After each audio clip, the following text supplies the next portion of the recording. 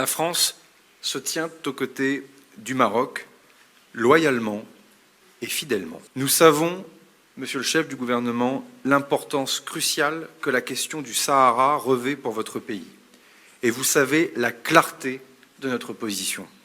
Le président de la République l'a exprimé dans sa lettre à Sa Majesté le Roi pour la fête du trône le 30 juillet 2024. Cette position, je le redis ici, est intangible. Elle ne variera pas et, comme vous le savez, nous en tirerons toutes les conséquences. Oui. Vous avez un peu le somme d'être expulsé, d'avoir été expulsé du Sahel, non? En écoutant certains de mes collègues, notamment français à droite, et tout commence à un peu s'éclaircir dans ma tête, parce que je me suis demandé, en Belgique, en France, on continue à produire, à acheter du matériel militaire pour des milliards d'euros, qui a été pensé précisément pour être utilisé dans le Sahel. Je me suis dit, c'est bizarre, parce qu'on nous dit qu'il faut se défendre de la Russie, mais on achète ce matériel militaire spécialisé pour l'Afrique. On va ponctionner nos pensions, nos hôpitaux, nos écoles pour faire ça. Je trouvais ça bizarre, je me suis demandé pourquoi. Et là, j'ai été regarder, j'ai compris que la région du Sahel, en fait, s'est imposée ces dernières années comme un des corridors miniers les plus importants d'Afrique. Le Burkina Faso est l'un des plus grands producteurs d'or en Afrique, mais dispose aussi de cuivre, de zinc, de manganèse, de phosphate. Le Mali va bientôt devenir le deuxième producteur africain de lithium. Le Niger détient évidemment des centaines de milliers de tonnes d'uranium. Et pendant des années, des décennies, les entreprises européennes ont eu un accès pas cher à toutes ces ressources, toutes ces richesses. Résultat, des pays pillés et une pauvreté extrême pour leur population. Et maintenant, vous avez peur de perdre ces accès. Mais plutôt de vouloir toujours nous ingérer, de toujours faire la guerre, parce qu'on a vu avec la destruction de la Libye ce que ça donnait, aidons plutôt ces pays avec tout ce qu'on peut pour soutenir leur développement souverain.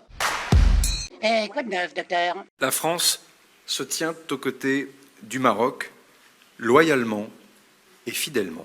Oh bon? Alors que le Premier ministre français est en visite officielle au Maroc avec la moitié du gouvernement pour tenter de réchauffer les relations entre les deux pays, nous publions une nouvelle enquête qui confirme que le Maroc a bien utilisé le logiciel espion Pegasus.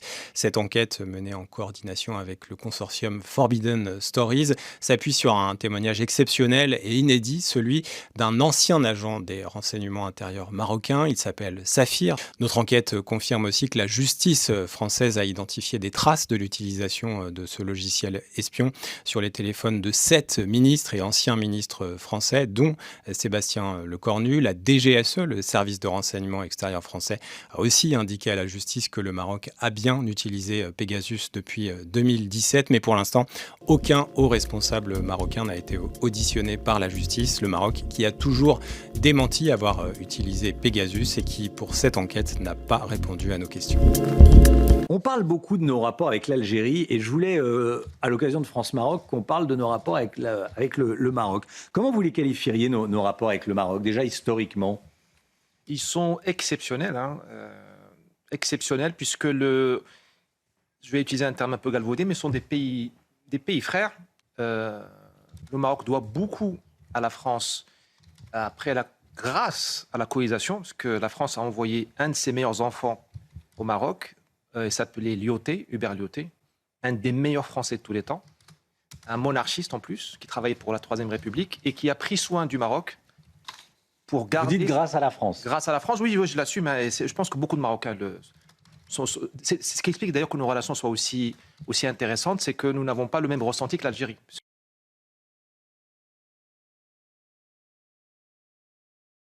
Le drame du Maroc, c'est que lorsqu'il a été colonisé, le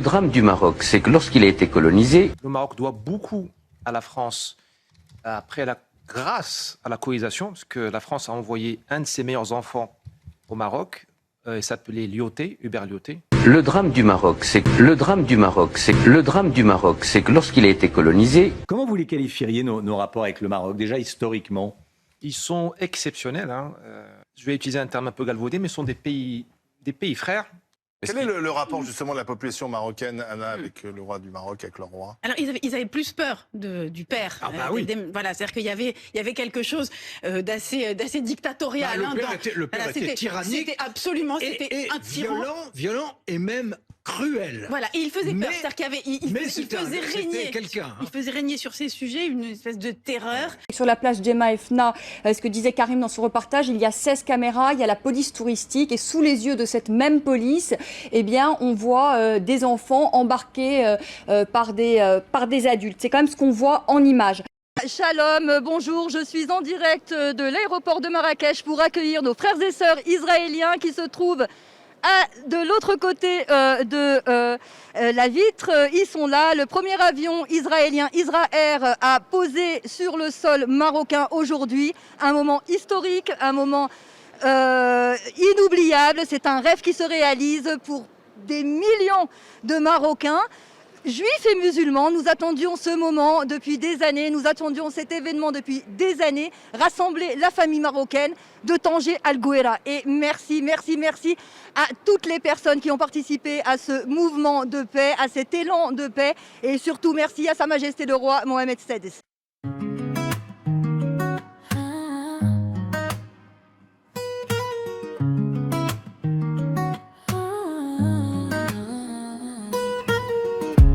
Palestine, terre de larmes et de pierre. Injustice gravée dans chaque mur, chaque prière. Des crimes sans nom, sous une morale qui s'effondre. Des enfants perdus et qui meurent sous les bombes. On les appelle terroristes avant même qu'ils parlent. Un caillou dans la main, une balle dans le front, une famille dans le drame. Pas de compassion, pas de larmes, ils n'ont droit qu'à des commentaires de journalistes arrogants, égoïstes qui ont perdu leurs âmes. Vous paierez pour votre silence, que porterez sur votre conscience. Dans cette drôle d'époque où le mensonge est roi, vous le paierez, Inch'Allah, pour toute cette arrogance, pour votre côté sournois, votre silence assourdissant. Vous le paierez, Inch'Allah, pour toute cette arrogance, pour votre côté sournois, pour votre silence. Vous le paierez, Inch'Allah, pour votre pouvoir de nuisance. La vérité vous soumettra, vous réclamerez la clémence. Vous le paierez, Inch'Allah. Vous le paierez, Inch'Allah.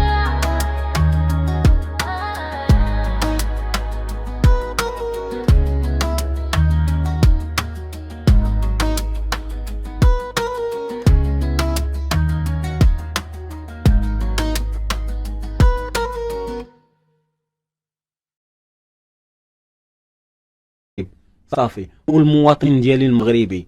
فلسطين ماشي قضيتك؟ لا ماشي قضيتي. علاش انا غنورث قضيه؟ علاش غنورث؟ مستفز يا اخي. لا ماشي مستفز، هذه حقيقه خاصنا نوقفوا عندها. اسرائيل بالنسبه لك ماشي عدو؟ لا. شكون عدوك بالسلامه؟ العدو ديالي هو ايران والجزائر.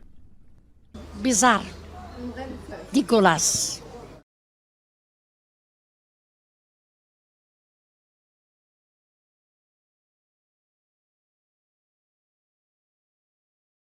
Question de peuple algérien et marocain, ce n'est pas d'aujourd'hui. Le problème de peuple algérien et marocain, ça depuis l'indépendance de l'Algérie. Ce n'est pas d'aujourd'hui, hein. Ça date de loin, parce qu'il y a une affaire là-dedans. La France, quand elle était en Algérie, il a pris des parts de Maroc, il les a fait à l'Algérie. L'Algérie, c'était petit. Il a pris des terres de Maroc et les a collées à l'Algérie. Le Maroc, lui, il a aidé l'Algérie pour avoir son indépendance. La France, elle a essayé de faire marchander avec Mohamed V, de lui rendre les terres, mais ne pas aider l'Algérie. Mohamed V, lui, quand il a été à l'ONU, c'est lui qui a demandé l'indépendance pour l'Algérie. Et la France voulait arranger avec le Maroc pour lui rendre ses terres, mais à condition qu'elle n'aide pas l'Algérie. Le Mohamed V, il a dit non. Ça va s'arranger avec mon frère algérien. Vous devrez sortir de là. Et il y avait un accord entre Mohamed V et les premiers dirigeants de l'Algérie, mais après ils ont tourné. C'est de ce moment-là à maintenant. Ça n'a rien à voir avec le foot. Non, tfaddal.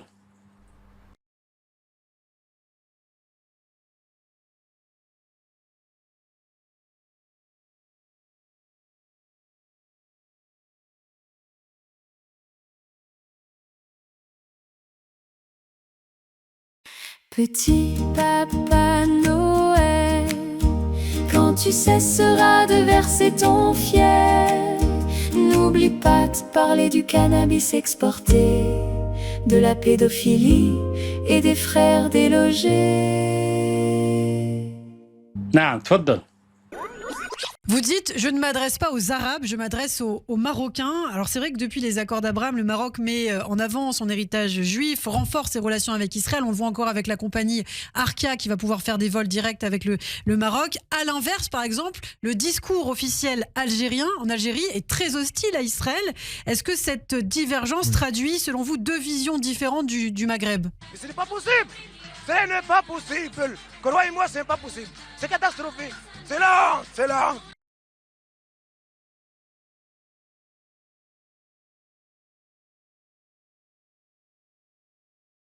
Vous dites qu'Israël a le droit de se défendre, mais vous oubliez de dire qu'Israël agresse le peuple palestinien depuis 75 ans. Israël colonise les terres de la Palestine depuis 75 ans. Israël est un État d'apartheid. Voilà ce qu'est l'État d'Israël, devant lequel vous ne prenez pas vos responsabilités. Aujourd'hui, l'histoire nous regarde. Le peuple du monde nous regarde. Et nous n'agissons pas contre un crime de génocide qui est en train de se dérouler à Gaza.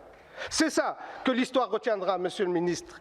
Alors, faire des déclarations, c'est bien, des actes, c'est mieux. Cette hypocrisie et la lâcheté que vous avez une fois qu'on parle d'Israël est insupportable. Israël est un État colonial, un État d'apartheid, un État avec un gouvernement fasciste qui est en train de massacrer le peuple palestinien. Et Merci.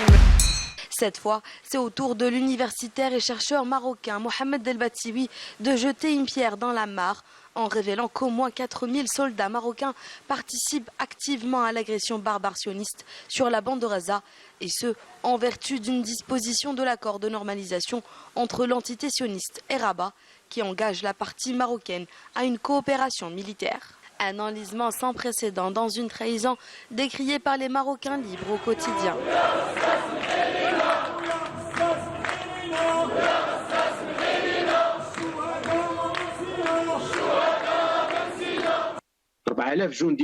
4000 soldats marocains assassinent des enfants, des femmes et des personnes âgées aux côtés de l'armée sioniste à Gaza, et ce en vertu des accords d'Abraham. Les jours du régime du Makhzen sont désormais comptés. C'est pour cette raison que plusieurs accords de coopération ont été signés avec l'entité sioniste. De ce fait, il a décroché le soutien de l'AIPAC, le lobby sioniste implanté aux États-Unis, et il a pu garantir la continuité du régime au Maroc.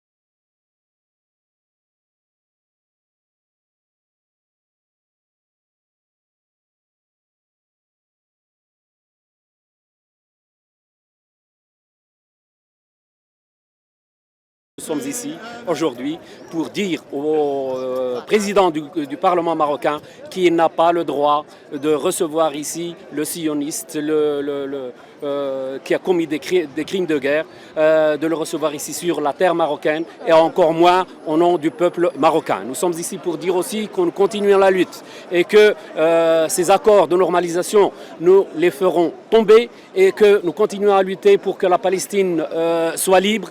Normalisation, coopération, le gros navet du cinéma que joue le Makhzen avec son allié sioniste le film n'a aucun succès auprès des Marocains. Le jeu de rôle étant le peu plus clair, l'entité sioniste utilise les États à travers les accords d'Abraham sous l'égide des États-Unis pour former une alliance et servir ses aspirations expansionnistes.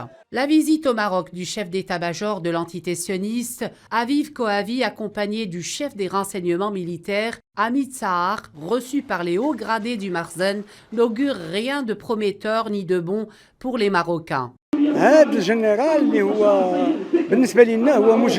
Ce général est pour nous un criminel de guerre, car nous n'oublions jamais ses crimes contre le peuple palestinien, avec toute sa population et aussi ce qu'il a fait à Al-Quds, au sud du Liban et en Syrie. Donc c'est un criminel qu'on accueille malheureusement aujourd'hui. Apprendre les uns des autres, partager nos connaissances, la phrase qui en dit long sur ce déplacement de Kohavi en Afrique du Nord, déclaré par un porte-parole militaire sioniste, pour ensuite indiquer que l'entité sioniste souhaitait élargir la coopération militaire avec les autres pays, dont le Maroc. Ce même Maroc était, pour rappel, derrière la tentative avortée de permettre à son allié de mettre un pied en Afrique en tant qu'observateur au sein de l'Union africaine. Mais pas seulement, une perche supplémentaire lui a été tendue, celle de prendre part à l'exercice militaire African Lion 2022, co-organisé par le Maroc et les États-Unis. Un terrain supplémentaire pour l'entité sioniste d'étendre ses tentacules dans la région en contrepartie de vente d'armes et de partage et d'échange de renseignements. Pour Rabat, la présence de Tel Aviv à ses côtés dans la région est un renfort mais aussi un réconfort dans sa politique de colonisateur au Sahara occidental, mais aussi de répression du peuple marocain. الإسرائيليين هذا تطبيع يقوم به الحكام فقط وليس الشعوب. الشعب المغربي غير راضي عن ما فعله الحاكم المغربي مع الإسرائيليين. التطبيع يؤدي إلى دمار القضية الفلسطينية وهو يؤدي إلى زيادة الاستيطان ويؤدي إلى تقوية كلمة إسرائيل ويعطيها القوة من المزيد من القوة لفعل الجرائم وارتكاب الجرائم في الشعب حق الشعب الفلسطيني. Suite à la reconnaissance de la souveraineté du Maroc au Sahara par Israël, le roi Mohamed VI a tenu dans une lettre à remercier le Premier ministre Netanyahou et l'a invité officiellement dans la capitale. Le bureau de Netanyahou a déclaré qu'il s'efforçait de fixer une date au plus vite. Ce sera la première visite au Maroc d'un Premier ministre israélien. Les présidents des parlements israéliens et marocains signent une série d'accords et promettent que leurs deux pays vont approfondir encore leur coopération. Mais ce qui intéresse les journalistes en conférence de presse, c'est la question du Sahara occidental, ce territoire considéré comme non autonome par l'ONU et que Rabat revendique. Comme les autorités marocaines, Amir Ohana, le président du Parlement israélien, évoque, lui, le Sahara. Tellement heureux. Et je voudrais d'abord adresser mes salutations respectueuses et reconnaissantes à Sa Majesté le roi Mohamed VI. Sur cette image, Jack Lang apparaît aux côtés de Jeffrey Epstein devant la pyramide du Louvre. Une proximité qui interroge jusqu'au sommet de l'État. Le président de l'Institut du monde arabe est convoqué dimanche 8 février au Quai d'Orsay pour s'expliquer. Quoi de neuf, docteur? La France se tient aux côtés du Maroc, loyalement et fidèlement. L'Algérie préfère acheter les armes et demande aux contribuables de l'Occident de payer. Allah yasafar wajhak inchallah.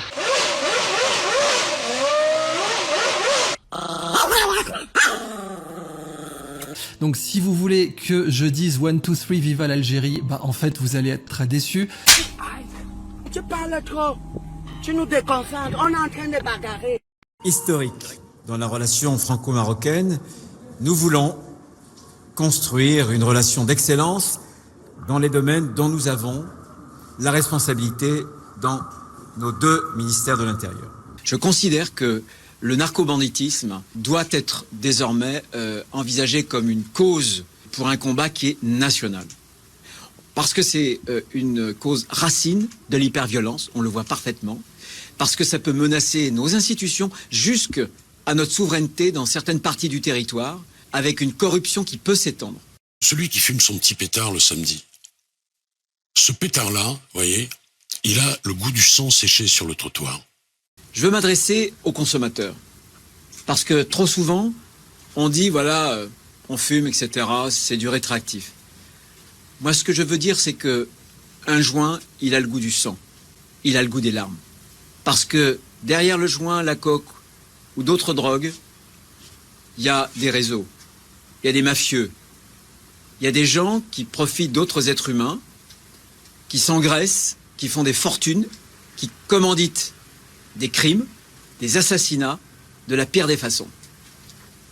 S'il y a une offre, c'est parce qu'il y a une demande.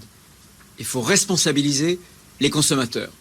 Emmanuel Macron est arrivé ce lundi au Maroc, où il a été accueilli en grande pompe par le roi Mohamed VI.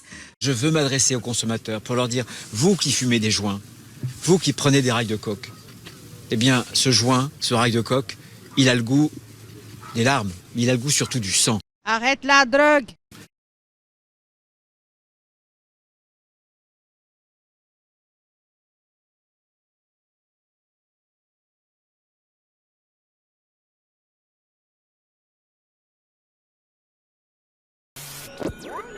Vous n'atteindrez jamais votre destination si vous vous arrêtez à chaque instant de votre vie pour jeter des pierres à chaque chien qui aboie.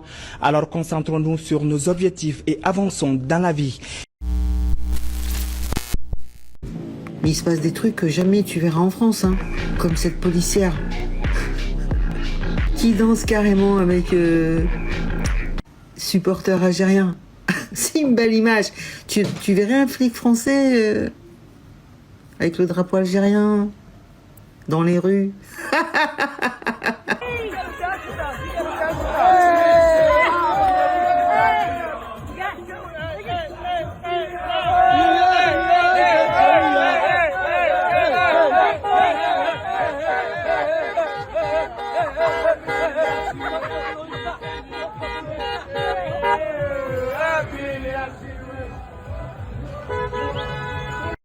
Des choses que tu ne verras jamais ici. En tout cas, moi, j'ai jamais vu. Hein. Vous trouvez pas ça incroyable? Hein? Ça fait plaisir, non? Ah, c'est news. Ah, Pascal Pro. Tu veux venir danser avec supporters algériens? Qu'on rigole. Allez, je vous laisse. À très bientôt. Tahia Jazair.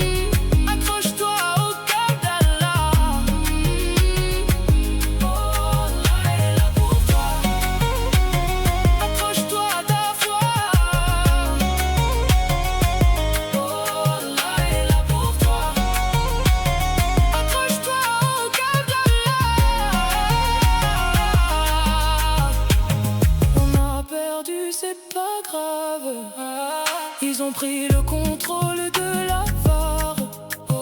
Si Petkovic nous a trahis, il l'emportera pas au paradis.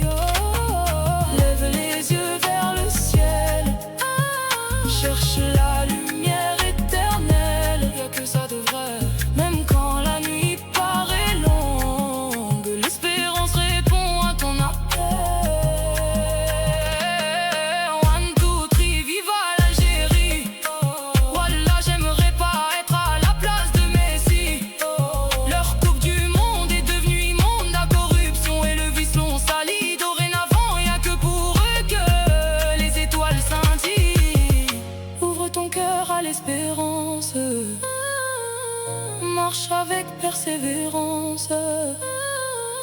Chaque matin est un cadeau qui descend du très haut. Dans le silence il répond par un murmure profond. Sa parole guide tes pas et jamais ne t'abandonnera.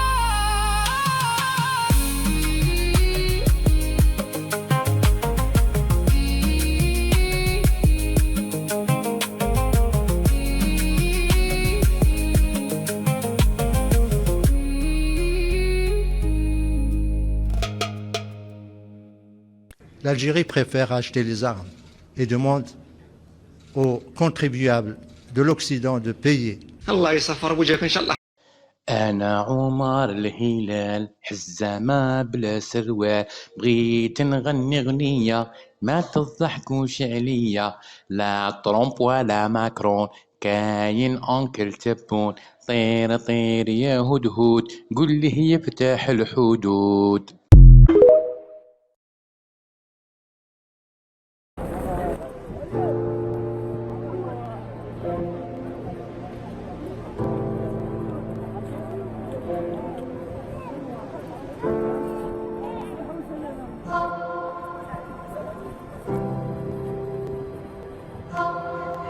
وفي خطر الجزائريين وفي خطر الأمة الإسلامية.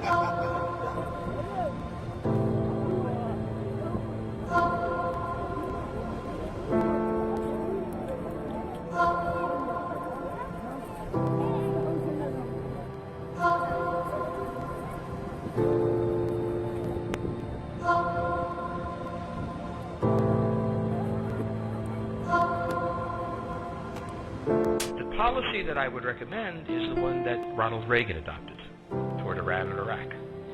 He funded both sides so they would fight each other and not fight us. This was cynical, it was certainly not moral, it worked, and this is the point. The United States cannot occupy Eurasia. The moment the first boot sets the ground, the demographic differential is we are totally outnumbered. We can defeat an army, we cannot occupy Iraq, but we do have the ability to first support various contending powers so they concentrate on themselves, with political support, some economic support, military support, advisors, and in extremis, do what we did in Japan, in Vietnam, in Iraq, and in Afghanistan, spoiling attacks. The spoiling attack is not intended to defeat the enemy. It's intended to throw them off balance.